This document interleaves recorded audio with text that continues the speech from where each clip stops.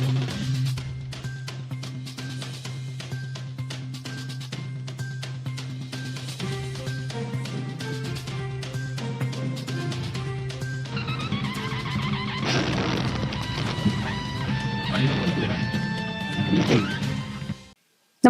आपण पाहता Hirkani news. Hirkani news प्रत्येक क्षण ताज्या घडामोडी आणि महत्त्वाच्या प्रत्येक बातमीसाठी नेहमी तत्पर. चांदोली धरण क्षेत्रात मुसळधार सुरूच. 24 तासात 128 मिलीमीटर तर पाथरपुंजमध्ये 215 मिलीमीटर पाऊस.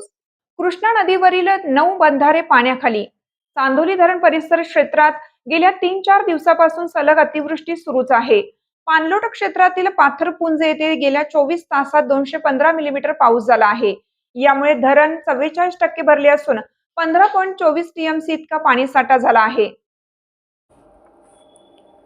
दरम्यान कोयना आणि वारणा धरण परिसरात मुसळधार पाऊस सुरूच आहे. काल दिवसभरही संततधार सुरूच असून सकाळी 8 ते सायंकाळी 5 वाजेपर्यंत वेळेत 99 मिलीमीटर पाऊस पडला.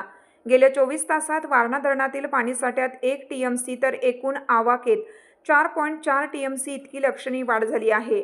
धरणात सध्या 14,277 क्युसेसने पाण्याची आवक सुरू आहे.